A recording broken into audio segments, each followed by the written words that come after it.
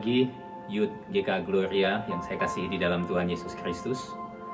Bersyukur hari ini kita boleh kembali beribadah bersama-sama. Mari saya mengajak kita boleh meneduhkan hati kita dan kita boleh memulai ibadah kita dengan sebuah pengakuan bahwa sesungguhnya pertolongan di dalam ibadah kita ini datangnya dari Tuhan yang mencipta langit dan bumi.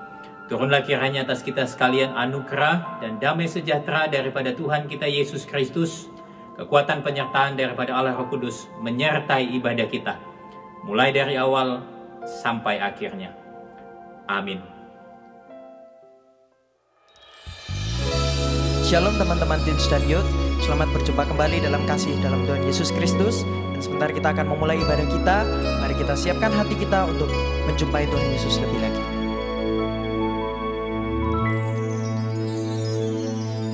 Yesus, kau kebenaran yang menyelamatkanku. Kau memberikanku hidup dan pengharapan.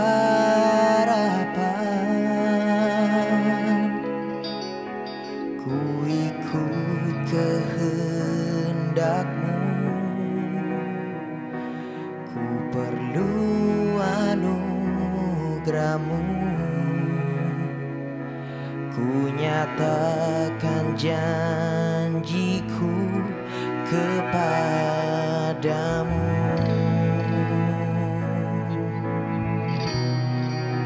Kalau ku hidup bagimu, hatiku tetap menyembah-Mu. Dunia tak bisa menjauhkanku dari kasih-Mu.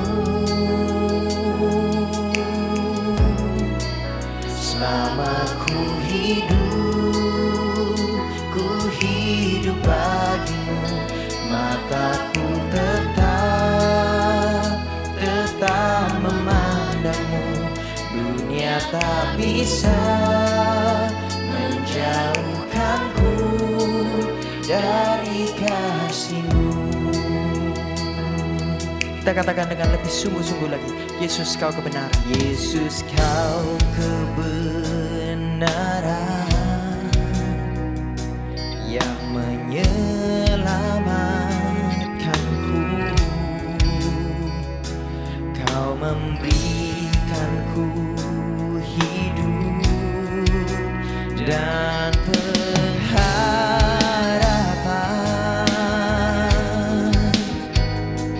Ku ikut kehendak-Mu, ku perlu anugerah-Mu. Ku nyatakan janji-Mu kepadamu. Oh, kalau ku hidup bagimu, hatiku tetap menyembah-Mu. Dunia tak bisa menjauhkanku dari kasih-Mu. Selama ku hidup bagimu, mataku tetap memandang-Mu. Dunia tak bisa menjauhkanku dari kasih-Mu. Dunia tak bisa menjauhkanku dari kasih-Mu. Terima kasih ya Tuhan, kami bersyukur bahwa hari ini kami masih diberi kesempatan ya Tuhan untuk boleh beribadah kepadamu ya Tuhan. Dan kami ingin memuji dan memuliakan nama-Mu ya Tuhan. Biarlah Engkau bertata atas puji-pujian setiap kami. Terima kasih ya Tuhan, dalam nama Tuhan Yesus Kristus. Haleluya, amin.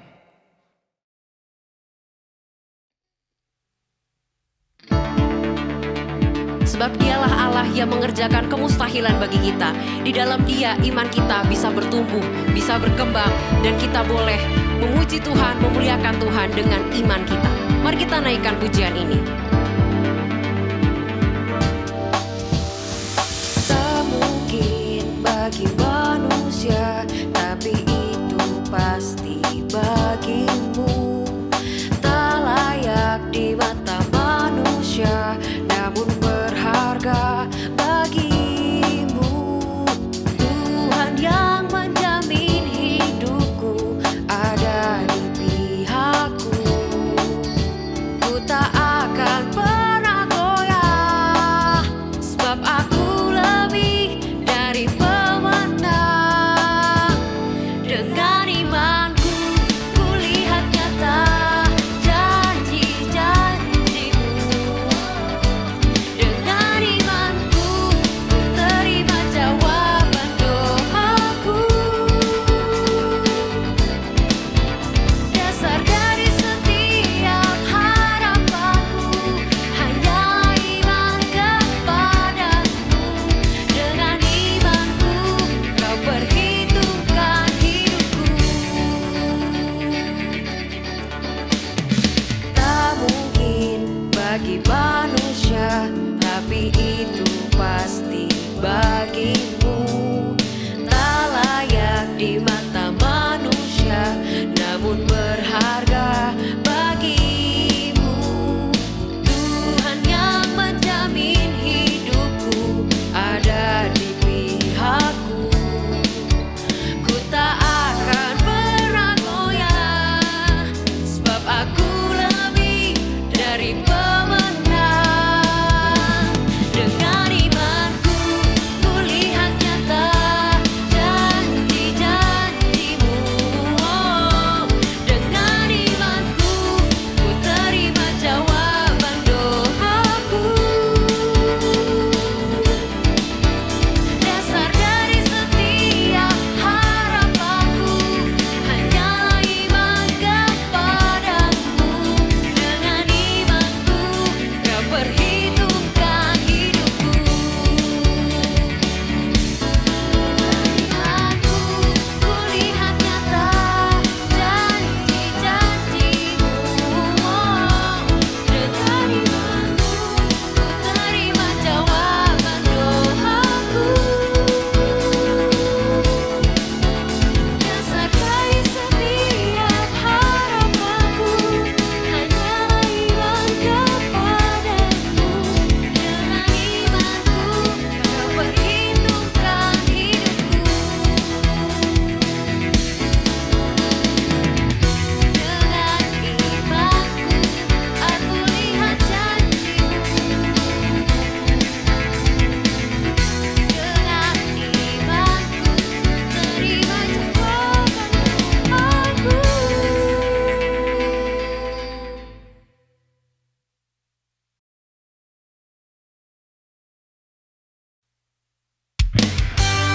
Biarlah iman itu menjadi dasar dari kita untuk melakukan setiap kehidupan kita. Amin. Mari kita pujikan, tinggi namamu dipuji. Dasar dari yang ku harapkan, bukti dari segala yang tak kulihat. Iman berikanku kekuatan untuk melakukan perkara yang hebat. Katakan bersama rohmu Tuhan. Bersama rohmu ku pasti menang. Tinggi namamu dipuji, hormat kemuliaan. Sorakan, sorak dengan segenap hati, Raja keagungan. Amin.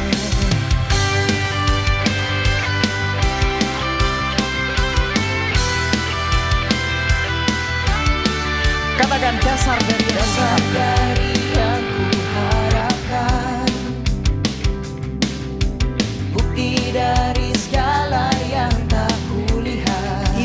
Tuhan. Iman berikanku kekuatan untuk melakukan perkara yang hebat. Oh, bersama Roh-Mu ku pasti menang. Tinggi nama-Mu dipuji, hormat kemuliaan. Sorak dengan senang hati, Raja keagungan.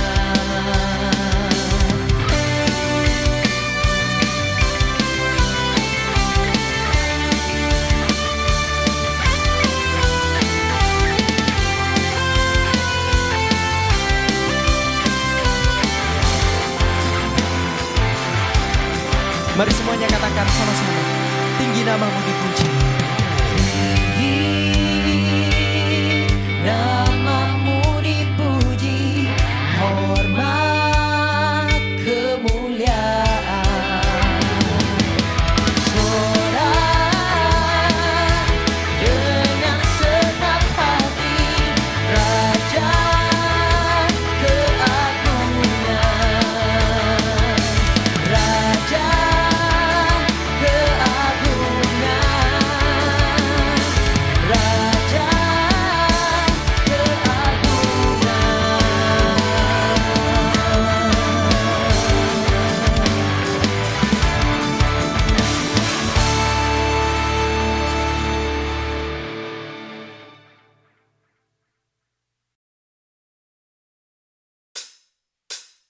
Mari saat ini kita datang ke hadapan Bapa, memohon Dia yang mengubah hati kita sama seperti Kristus, sehingga hati kita juga bisa mengasihi seperti Dia.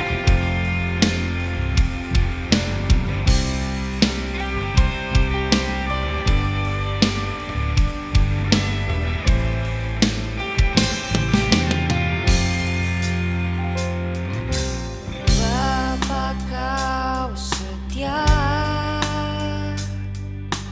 takkan meninggalkan, dan ku percaya Engkau milikku dan ku milikmu.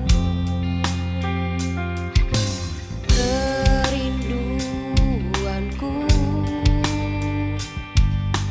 tinggikan nama-Mu, karena ku tahu Engkau dalamku dan ku dalam-Mu.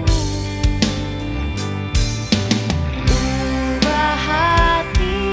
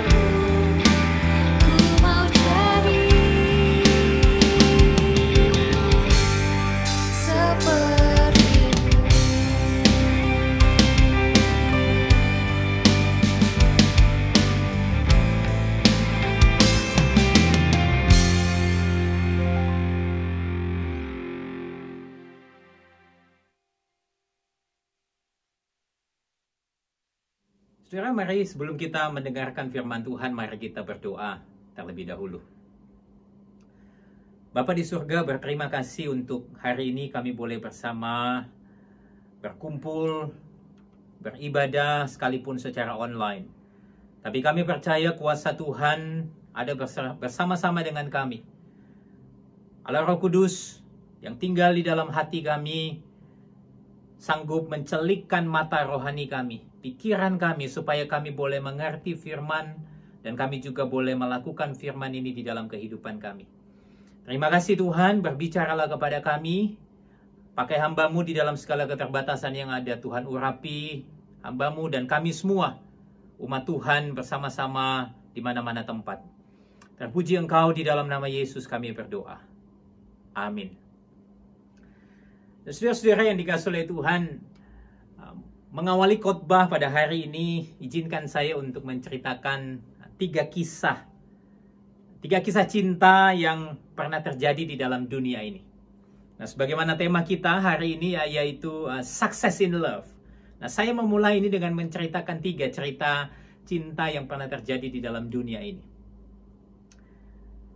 Nah, kisah yang pertama ini adalah kisah dari seorang pemuda yang bernama Adrian dan seorang wanita yang bernama Brooke.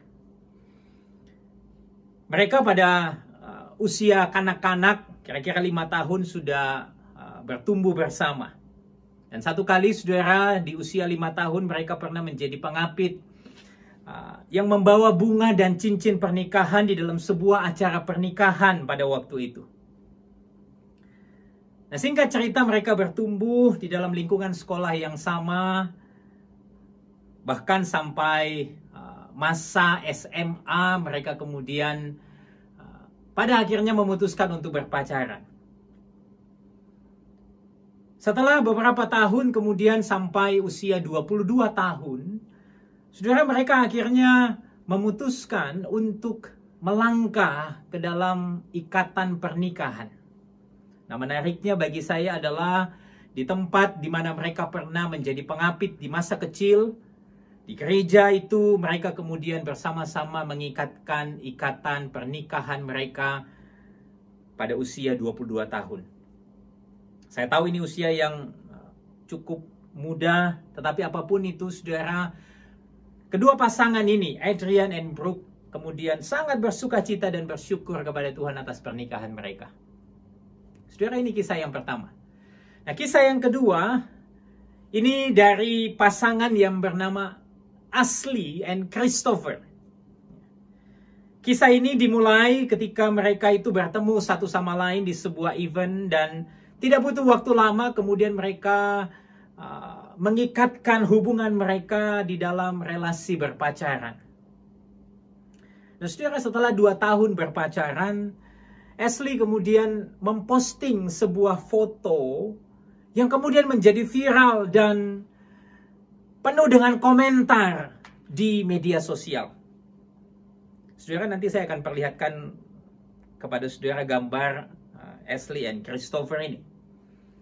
Saudara, ketika mereka memposting, ketika Ashley ini memposting foto mereka, foto itu kemudian menjadi bulan-bulanan di media sosial yang dipenuhi dengan hujatan. Nah, tetapi apapun itu, saudara, pasangan ini berusaha untuk kuat dan memilih untuk sabar, bahkan memberi pengampunan kepada mereka yang menghujat, kepada netizen yang menghujat ini. Satu kali, saudara, Ashley berpendapat dengan berkata begini, "Kristus itu sudah hidup di dalam hidupku. Dan saya melihat teladan pernikahan dan relasi yang godly atau ilahi. Dan saya merindukan itu.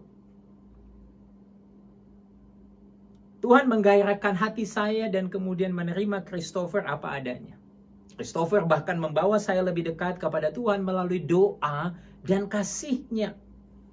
Dan saya percaya Tuhan sanggup memakai kami berdua. Oleh karena kami adalah pasangan yang hebat." Ashley and Christopher. Ini kisah yang kedua. Di tengah-tengah situasi mereka berpacaran, mereka dihujat oleh para netizen, mereka tetap percaya bahwa ada rancangan Tuhan di dalam ikatan pacaran mereka itu. Nah, pasangan yang ketiga yaitu pasangan yang bernama Ian and Larissa. Ian and Larissa. Nah, pasangan ini membukukan cerita cinta mereka di dalam sebuah buku yang berjudul 828, When Love Didn't Give Up. Kisah ini sangat menginspirasi dan buku ini diterbitkan pada tahun 2014 dan kemudian menjadi salah satu buku yang direkomendasi untuk dibaca pada tahun 2015. Nah, kisah Ian dan Larissa ini bermula ketika mereka sudah berencana untuk mengadakan pesta engagement atau pertunangan mereka pada usia yang ke-22 tahun. Di satu pagi, saudara, kemudian Ian ini pergi berangkat ke kantor, tetapi entah bagaimana kemudian dia mengalami kecelakaan mobil yang sangat parah sehingga membuat dia hampir mati. Ian harus mengalami cedera otak yang sangat parah yang harus membuat dia untuk menjalani beberapa operasi dan pengobatan yang sangat lama itu. Setelah di rumah sakit beberapa bulan lamanya, Ian akhirnya bisa pulang ke rumah dengan keadaan dia harus menerima kenyataan kehilangan kemampuan untuk berbicara. Di tengah proses pengobatan, terapi, dan sebagainya, butuh waktu 2 tahun lamanya untuk Ian berusaha mendapatkan kembali kemampuannya berbicara ini. Nah, setelah dia bisa berbicara, dia akhirnya kemudian memutuskan untuk datang kepada Larissa dan meminta Larissa untuk menikahinya. Akhirnya, saudara, mereka menikah pada tanggal 28 bulan 8, 28 Agustus tahun 2010. Itu sebagai pengingat mereka akan ayat di dalam Roma 8:28. Ini mungkin tanggal yang bagus begitu ya untuk mereka pakai dan sebagai pengingat di dalam firman Tuhan. Kisah yang ketiga ini Ian dan Larissa. Nah, dari ketiga kisah ini, saudara, menurut kalian, mana di antara yang bisa disebut sebagai kisah cinta yang sukses? Apakah yang pertama, Adrian and Brooke? Atau yang kedua, Ashley and Christopher? Atau yang ketiga, Ian dan Larissa? Apakah ketiganya bisa dikatakan sebagai kisah cinta yang sukses? Atau ada kemungkinan ketiganya bisa kita sebut juga sebagai kisah yang belum sukses karena belum tentu berakhir dengan sukses juga. Nah, rekan-rekan yang saya kasih di dalam Tuhan Yesus Kristus, kalau kita melihat kisah ini, maka kita perlu bertanya dengan serius. Kisah cinta itu bisa dikatakan sukses, apa sih ukurannya? Atau apa ukuran yang menjadikan sebuah kisah cinta itu disebut sebagai kisah cinta yang sukses? Nah, saya ingin mengajak kita membuka Alkitab kita. Mari kita mengambil Alkitab kita. Dan kita membaca di dalam kitab Kejadian pasal 29. Kitab Kejadian pasal 29 ayat yang ke-20. Satu ayat saja. Kisah Kejadian 29 ayat 20. Demikian bunyi firman Tuhan. Jadi bekerjalah Yakub 7 tahun lamanya untuk mendapat Rahel itu. Tetapi yang 7 tahun itu dianggapnya seperti beberapa hari saja karena cintanya kepada Rahel. Sekali lagi. Jadi bekerjalah Yakub 7 tahun lamanya untuk mendapat Rahel itu. Tetapi yang 7 tahun itu dianggapnya seperti beberapa hari saja karena cintanya kepada Rahel. Nah, semikian jauh pembacaan Alkitab kita hari ini. Berbahagialah engkau dan saya yang membaca, merenungkan, dan melakukannya di dalam kehidupan sehari-hari. Nah, apa sih yang menjadi tolak ukur Alkitab atau firman Tuhan tentang kesuksesan daripada mencinta? Nah, di sini saya menemukan ada 4 hal yang perlu saudara perhatikan, yang perlu kita perhatikan sebagai kaum muda. Yang pertama, kesuksesan cinta itu selalu mengandung unsur kerja keras. Kesuksesan cinta itu selalu mengandung unsur kerja keras. Kalau bacaan kita pada hari ini dikatakan bahwa Yakub itu bekerja 7 tahun lamanya untuk mendapat Rahel. Yakub bekerja 7 tahun lamanya. Tetapi ketika dia sudah bekerja 7 tahun, dia tidak kunjung mendapatkan Rahel. 7 tahun berikutnya dia harus bekerja lagi. Barulah 14 tahun setelah itu dia mendapatkan Rahel. Ini penantian atau waktu yang saya rasa bukan waktu yang singkat, bukan. Apalagi kalau kita bandingkan dengan masa penantian kebanyakan orang muda masa kini. Ya kalau kita disuruh tunggu 14 tahun nungguin cewek, ya kamsial lah ya. Enggak deh, cari yang lain. Kelamaan. Tapi yang saya ingin katakan di sini bukan tentang lama waktunya, saudara, tetapi usaha yang diperlihatkan di dalam penantian itu. Ada 2 kalimat yang menarik bagi saya yang pernah saya baca yang mengatakan begini. Tingkat kesungguhan usaha kita menunjukkan kedalaman ketertarikan kita. Tingkat kesungguhan usaha kita untuk mencinta itu menunjukkan kedalaman ketertarikan kita. Kalimat yang kedua dikatakan begini. Ketika seorang pria atau wanita bersedia untuk bertahan melewati tahun-tahun yang sulit bersamamu, maka itu berarti dia benar-benar mencintaimu. Nah, 2 kalimat ini mengingatkan kepada saya bahwa sesungguhnya kesungguhan seseorang di dalam mencintai, melewati masa-masa yang sukar, itu menunjukkan kedalaman ketertarikan dia, menunjukkan bagaimana betul dia mencintai pribadi yang dikasihinya itu. Saudara, dalam penantian itu, saya mendapati bahwa kekuatan cinta itu akan memaksimalkan kapasitas seseorang dan bukan mengabaikan dan meninggalkan kapasitas itu. Acap kali saya menemukan kaum muda yang lagi fall in love, ya, atau katakanlah lagi jatuh cinta, itu ternyata nilai pelajarannya pun juga jatuh. Lagi fall in love, ya semua nilai pelajaran juga fail. Sudah ada kesaksian seorang mahasiswa yang berumur 21 tahun di negara Kamboja. Dia mengatakan begini. Ketika orang jatuh cinta, mereka akan menghabiskan terlalu banyak waktu dengan pacar mereka tanpa memikirkan studi dan masa depan mereka. Akibatnya, siswa yang paling cerdas bisa tiba-tiba menjadi yang terbodoh di kelasnya. Nah, di dalam penantian Yakub terhadap Rahel, wanita yang dicintainya, dia tetap bekerja dengan sungguh-sungguh. Dia memaksimalkan kapasitas yang ada pada dirinya. Dan saya rasa ini adalah salah satu kriteria kesuksesan di dalam cinta. Ada usaha kerja keras di sana. Itulah sebabnya saya ingin katakan kepada kalian begini.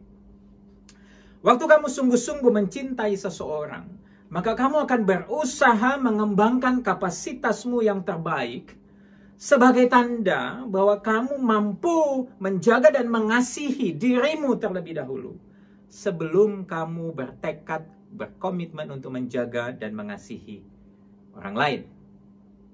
Jadi yang pertama, kesuksesan cinta selalu mengandung unsur kerja keras, memaksimalkan kapasitas kita untuk memberi yang terbaik. Lalu yang kedua, saudara, adalah kesuksesan cinta itu selalu memperlihatkan unsur kesetiaan. Jadi kesuksesan cinta itu selalu mengandung atau memperlihatkan unsur kesetiaan. Nah, teman-teman, Yakub menunggu selama 14 tahun. Saya rasa itu bukan waktu yang singkat. Tapi kalau kita kembali kepada bagian kita, sebelum dia bekerja 7 tahun yang kedua, dikatakan di dalam bacaan kita adalah Yakub itu menunggu 7 tahun lamanya. Dia bekerja 7 tahun lamanya mendapatkan Rahel. Tetapi yang 7 tahun itu dianggapnya sebagai beberapa hari saja karena cintanya kepada Rahel. 7 tahun, ya 7 tahun yang pertama dia bekerja. Dan 7 tahun itu hanya serasa seperti beberapa hari saja. Apakah ini betul memang tanda bahwa cinta itu buta? 7 7 tahun bisa kayak beberapa hari. Dari mana hitung-hitungannya?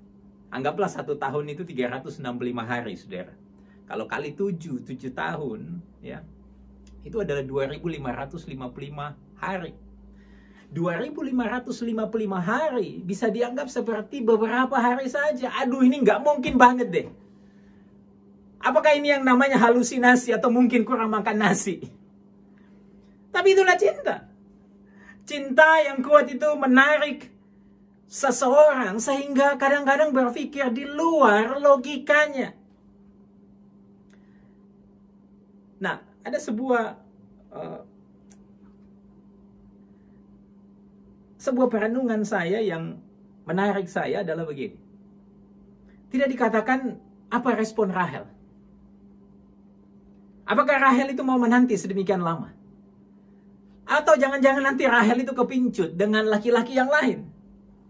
Apa yang membuat Rahel begitu yakin dengan penantian itu? Di sini saya menemukan bahwa waktu kerja yang diperlihatkan oleh Yakub menunjukkan sebuah karakter kesetiaan. Kesetiaan itu selalu berkaitan dengan waktu. Kesetiaan selalu berkaitan dengan waktu. Misalnya, ketika ada seorang karyawan yang mendedikasikan waktunya bekerja sampai tua di sebuah perusahaan. Kesetiaannya itu selalu berkaitan dengan lamanya waktu dia bekerja. Karena kalimat ini bicara tentang, karena kesetiaan itu berbicara tentang waktu, maka di dalam relasi khususnya, ya saya beritahu saudara, ketika berkaitan dengan pernikahan, maka kesetiaan itu sesuatu yang harus saudara perjuangkan sampai mati.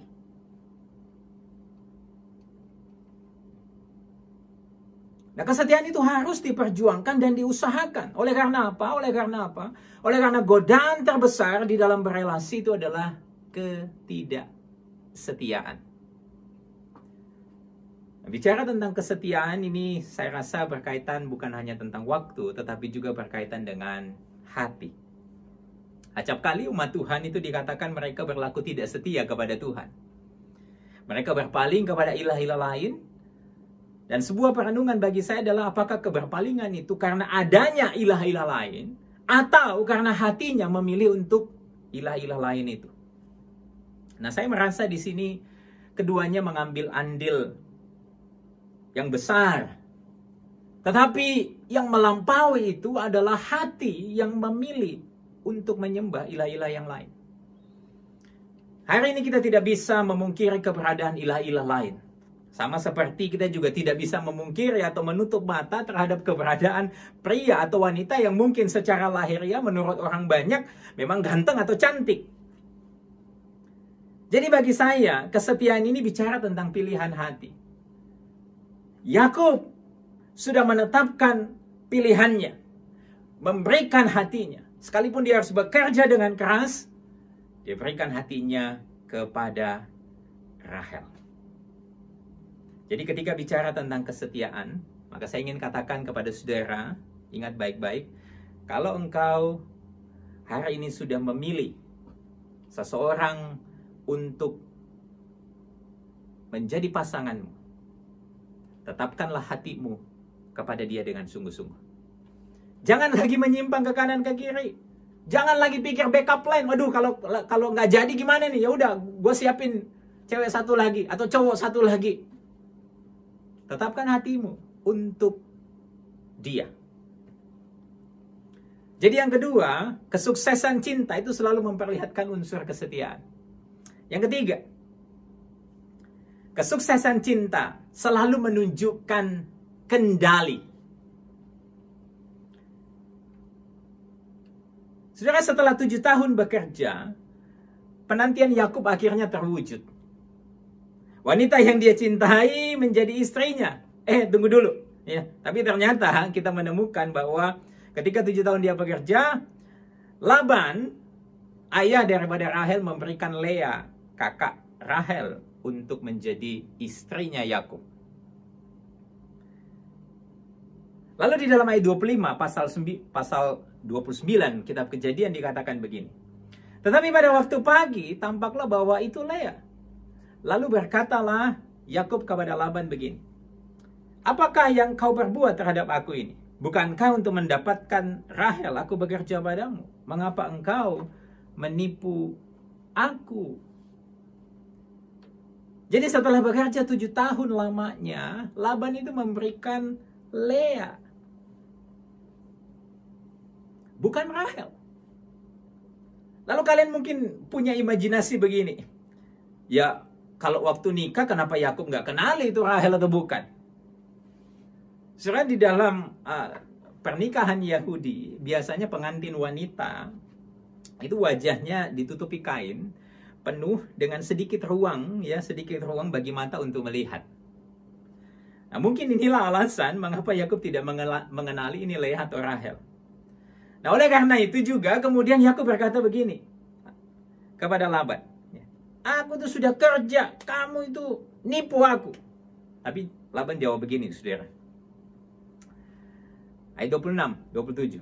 Tidak biasa orang berbuat demikian di tempat kami ini, mengawinkan adiknya lebih dahulu daripada kakaknya. Genapilah dahulu 7 hari perkawinanmu dengan anakku ini, kemudian anakku yang lain pun akan diberikan kepadamu sebagai upah, asal engkau bekerja pula padaku 7 tahun lagi. Jadi setelah 7 tahun, dia bekerja 7 tahun lagi, barulah dia bisa dapat Rahel itu.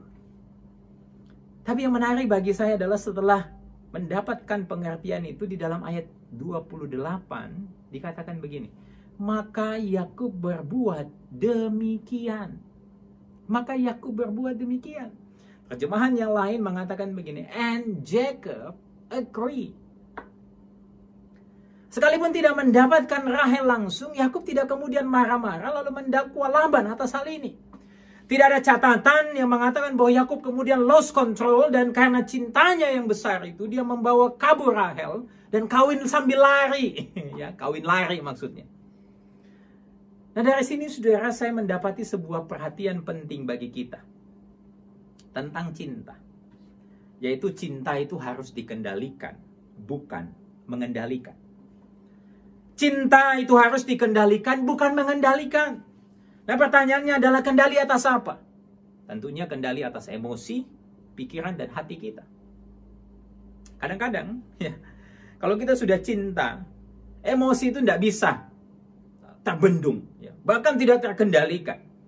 Ada sebuah artikel dari sebuah website, yaitu HuffPost.com, dia mengatakan begini, beware, falling in love could cause stupidity. Hati-hati, jatuh cinta itu bisa buat kamu jadi bodoh.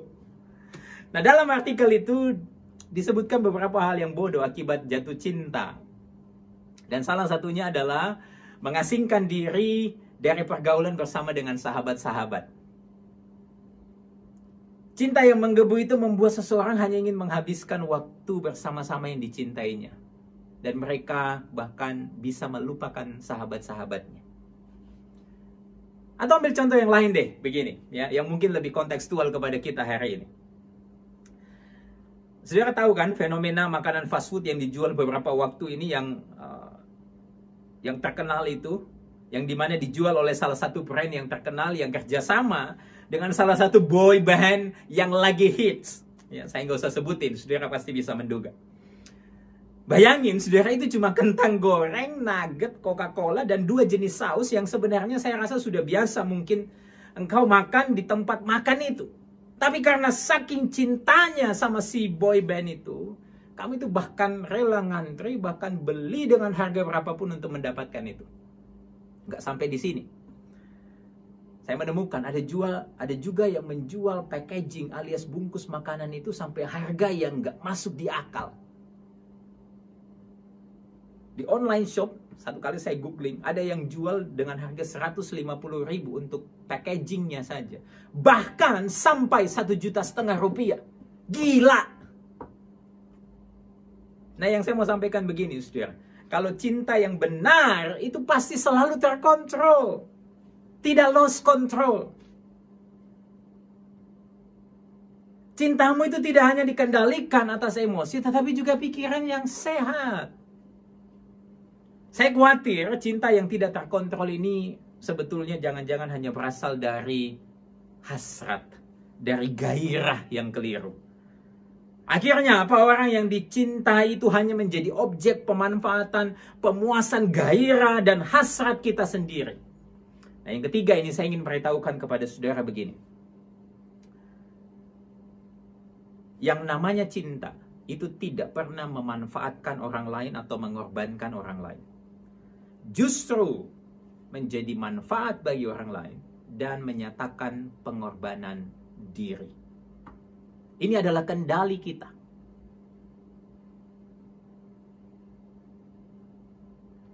Saudara yang dikasihi oleh Tuhan, 3 hal ini saya rasa belum cukup. Kita perlu yang keempat dan kita perlu ingat baik-baik untuk hal yang keempat ini. Hal yang keempat, yaitu yang terakhir adalah kesuksesan cinta itu harus melibatkan Kristus. Kisah cinta Yakub ini tidak berhenti pada kisah itu sendiri. Tapi melalui kisah ini penulis di dalam perjanjian baru, khususnya Injil Yohanes, itu ingin mengingatkan kembali pembacanya tentang kisah Yesus dengan perempuan Samaria yang nampaknya terkait dengan kisah cinta Yakub dan Rahel. Kok bisa? Ya, saya ajak saudara buka Yohanes pasal yang keempat. Yohanes pasal yang keempat, ayat 4 dan ayat 12 misalnya. Yohanes pasal yang keempat, ayat yang keempat dan ayat yang ke-12. Demikian bunyinya. Ia harus melintasi daerah Samaria. Lalu ayat yang kelima dikatakan, maka sampailah ia ke sebuah kota di Samaria yang bernama Syikar, dekat tanah yang diberikan Yakub dahulu kepada anaknya Yusuf. Ya, ada nama Yakub di sana. Lalu kemudian ayat 12 dikatakan begini. Adakah engkau lebih besar daripada bapa kami Yakub yang memberikan sumur ini kepada kami dan yang telah minum sendiri dari dalamnya, ia serta anak-anaknya dan ternaknya. Nama Yakub muncul kembali dan di dalam setting pertemuan Yakub dan Rahel, pertama kali mereka berjumpa di mana? Di sebuah sumur. Yesus, perempuan Samaria juga berjumpa di sebuah sumur. Jadi dengan kata lain begini, Yohanes pasal 4 ini ingin mengingatkan kita pada kisah Yakub dan Rahel dan disandingkan dengan kisah Yesus dan perempuan Samaria. Nah, yang menarik bagi saya adalah begini. Kalau Yakub itu mencintai Rahel karena memang dari sananya Rahel cantik. Tetapi Yesus menunjukkan cintanya kepada mereka yang sudah rusak dan membuatnya menjadi indah. Perempuan Samaria yang berjumpa dengan Yesus, ini bisa kita katakan hidupnya gak benar lah. Kenapa? Coba perhatikan ya. Nanti saudara baca lagi Yohanes pasal 4. Dia keluar pada jam 12 siang. Dan itu waktu yang tidak lazim bagi seorang wanita untuk keluar pergi menimba air. Ada beberapa penafsir yang menduga bahwa wanita ini dipandang rendah di dalam komunitasnya karena reputasinya yang juga rendah. Lalu kita tahu ceritanya kalau wanita ini punya 5 suami dan yang saat itu bersama-sama dengan dia bukan suaminya. Nah, intinya begini, hidupnya rusak dan gak benar. Tapi yang spesial adalah Yesus justru ngobrol dengan dia. Kalimat yang tadi saya katakan adalah kalau Yakub itu mencintai karena Rahel yang sudah dari sananya memang cantik, maka Yesus menunjukkan cintanya kepada mereka yang sudah rusak dan membuatnya menjadi indah. Guys, kita ini semua adalah orang-orang yang sudah rusak. Rusak karena apa? Karena dosa. Itulah sebabnya fondasi utama agar kita bisa mencintai dengan benar adalah ketika engkau dan saya menerima cinta yang dari Kristus Yesus dan mengalaminya terlebih dahulu. Mereka yang sudah menerima dan mengalami cinta dari Kristus Yesus akan sanggup mengasihi orang lain sebagaimana Kristus mengasihi orang tersebut. Atau secara praktis begini. Kalau kalian hari ini sedang sendirian, maka ingatlah untuk terlebih dahulu menerima dan mengalami kasih Kristus. Karena dengan demikian kebutuhan kasihmu itu sudah terpenuhi terlebih dahulu. Dan kamu itu akan meluapkan kasih itu kepada orang lain. Saya banyak menemukan banyak kaum muda yang pacaran tetapi tabung kasih mereka itu kosong. Dan mereka berpikir dengan pacaran maka tabung kasih itu terpenuhi. Keliru. Justru kamu gak akan pernah dapat dan puas kalau kamu mencari itu dari manusia yang berdosa. Tabung kasih itu hanya bisa penuh karena sudah ada Yesus di dalam hatimu. Maka dari itu penuhilah dulu tabung kasihmu terlebih dahulu dengan kasih Yesus sebelum engkau mengasihi orang lain. Nah, kalau engkau sudah berpacaran hari ini, maka ingatlah perkataan ini baik-baik. Kasih Kristus itu memampukan engkau untuk sanggup mengasihi pasanganmu di dalam ketidaksempurnaan mereka. Kasih Kristus itu memampukan engkau untuk sanggup mengasihi pasanganmu di dalam ketidaksempurnaan mereka. Nah, sebagai take home message untuk renungan pada hari ini, saya ingin mengatakan begini kepada saudara. Kisah cinta bisa dikatakan sukses jika diisi dengan kerja keras, kesetiaan, kendali diri, serta kasih Kristus. Kasih Kristus itu fondasinya. Kerja keras, kesetiaan, dan kendali diri itu pilar penting untuk sukses di dalam mencinta. Kalau kasih Kristus fondasinya, maka itu akan mendorong seseorang untuk beri yang terbaik.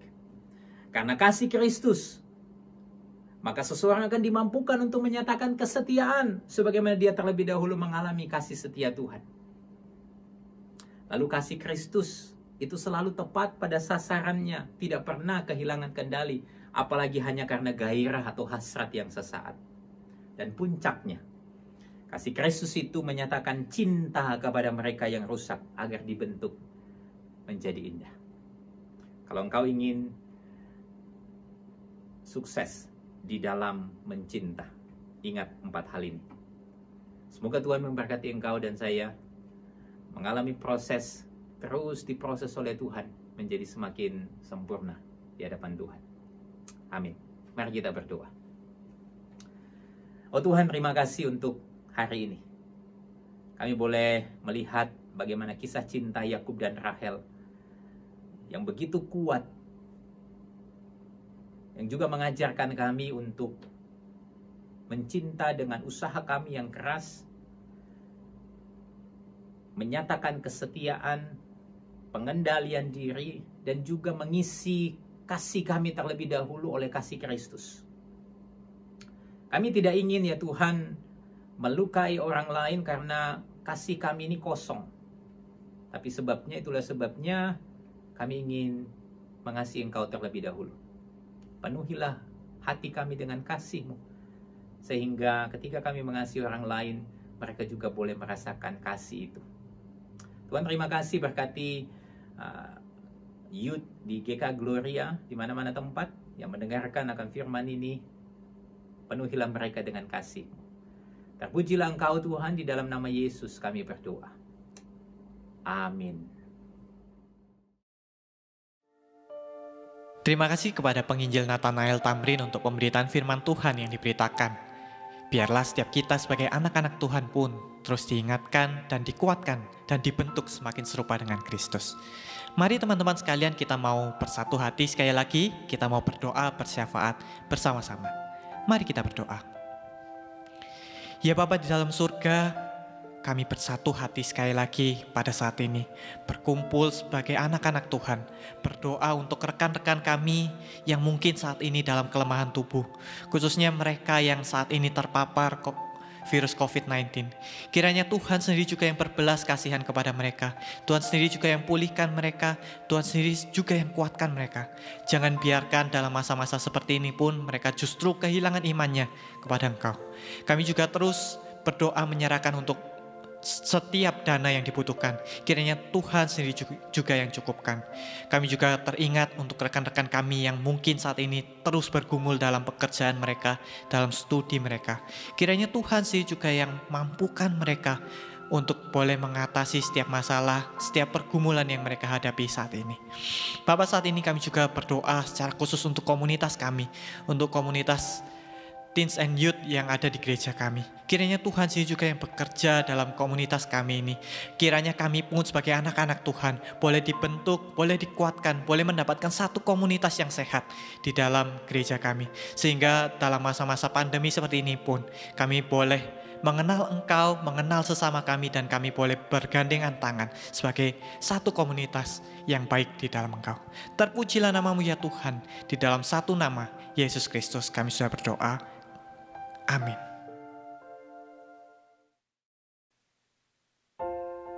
Teman-teman, mari dengan seluruh orang percaya di segala zaman dan di segala tempat kita mengucapkan pengakuan iman rasuli.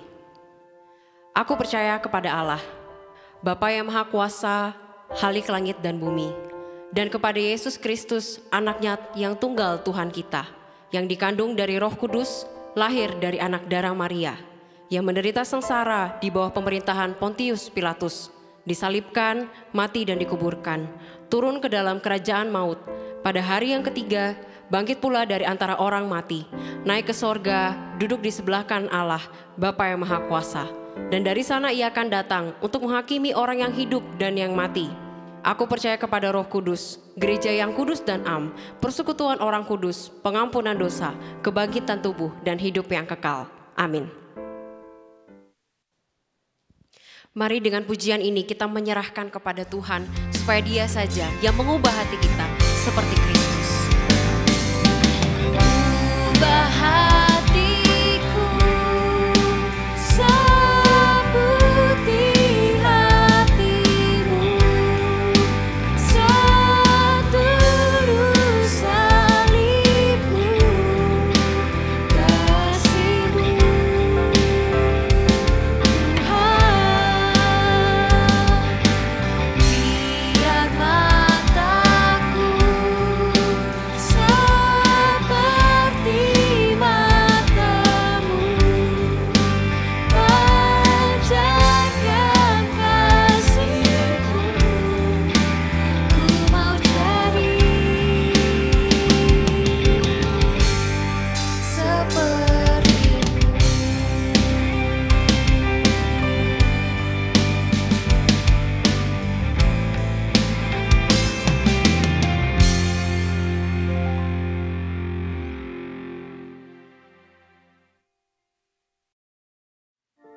Yuk GKA Gloria, hari ini kita sudah beribadah bersama-sama dan kita sudah mendengarkan firman tentunya. Nah, saya ingin memberi berkat kepada kalian semua dan kiranya kalian bisa menjadi pribadi-pribadi yang dipenuhi terlebih dahulu oleh kasih Kristus dan memampukan saudara kalian semua untuk bisa mengasihi orang lain. Terimalah berkat yang daripada Tuhan. Tuhan memberkati kita dan melindungi kita. Tuhan menyinari kita dengan wajah-Nya dan memberita kasih karunia. Tuhan menghadapkan wajah-Nya kepada kita dan memberi kita damai sejahtera, mulai hari ini sampai selama-lamanya. Amin.